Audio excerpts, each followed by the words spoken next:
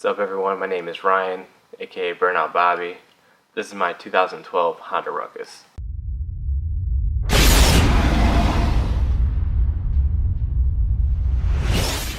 We'll start off with the front of this bike. On this Ruckus, I have the Super Mesh front wheels, along with Super Mesh back wheel as well. I have the complete front hub. I have the Adeline front end brake kit. I painted the front caliper yellow, kind of offset the colors on the bike itself. Of course, Adeline forks. I did the TRS slim light for the headlight. That has a spotlight in the middle and then fog lights on the side of the light, so it's kind of a 2-in-1 headlight style. I have the TRS front battery box cover. Got that in the gloss black option to contrast with everything else throughout the bike. I went with our clip-on style handlebars. These I powder coated gloss black. They do come in raw or anodized black finish. I just wanted to do a whole gloss black finish for the bike with powder coating it. I went the Vans grips, the NCY throttle. I did a master cylinder for a Harley Bagger, so I wanted like a lower finish to it. That's what I ended up going with. It doesn't have as much of a rise top to it like you would see with other ones up like Adeline or the Brembos. And then for the brake line itself, it's a straight fitting, and then I ran a super thin brake line. It's almost like a PVC style line that has a crush fitting in it, and that goes right down to the caliper. I also have a brake pressure switch that's a banjo fitting. I use that's what they use for the ground for the rear brake, so I incorporated that into it for the brake switch so that there's no brake switch itself coming off of the master cylinder lever. I have the TRS push button block off.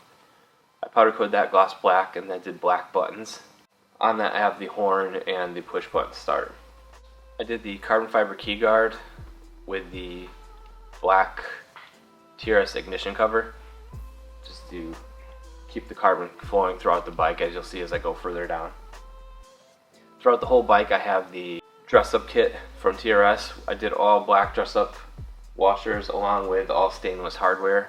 Just got rid of the factory hardware that came on the scooter and went with the stainless touch. I had some side skirts that I had put on. They were fiberglass. I had those paint matched with the scooter. I did the Ruck Shops side steps with the frame splitter and then the gas tank riser. So I lifted up the tank itself to keep the pieces from rattling with each other. I have the password style gas cap, which goes over your factory gas cap. It's one of my favorite ones for the bike. It's a super easy install and it looks great with still utilizing the factory cap.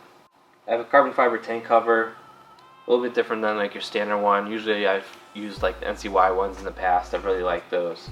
I have the rear sets on there along with the rear foot brake setup that we have. That's all been powder coated gloss black as well.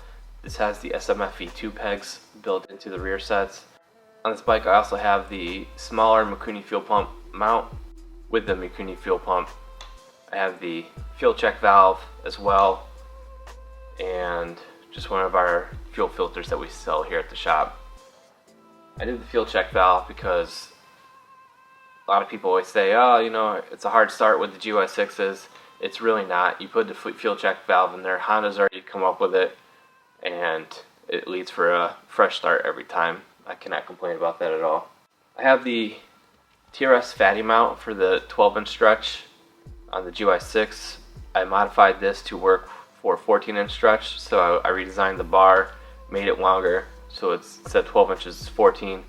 The motor mount itself, I had to shave a couple pieces on it to allow for the pitch of the mount.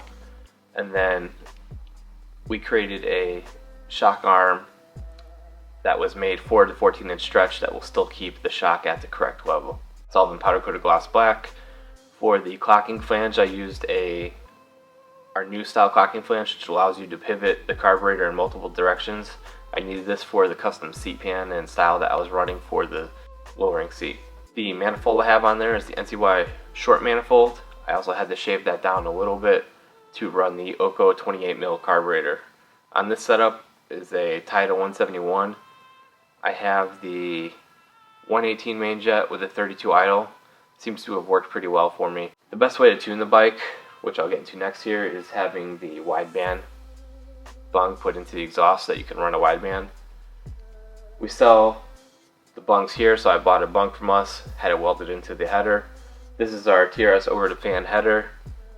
Put that on with the Grom slip-on for the 2023 SP Groms from Yoshimura.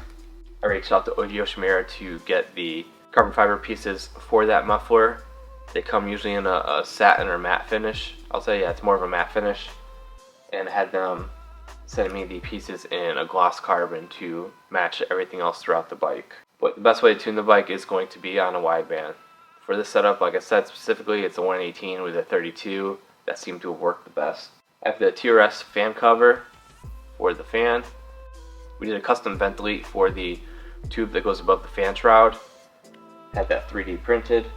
I have the TRS starter cover, powder coated gloss black. We could sell them just like that from the shop here. I did a TRS transmission kit. This comes with the NCY drive face, the Oko clutch, RDR clutch cover, RDR variator.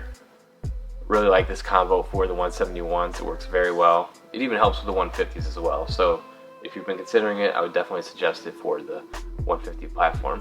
The weights are 12-gram slider weights in this. I really like the way sliders perform. I feel as if they hit a little bit harder right off the bat over the rollers, which are a progressive incline, I've noticed.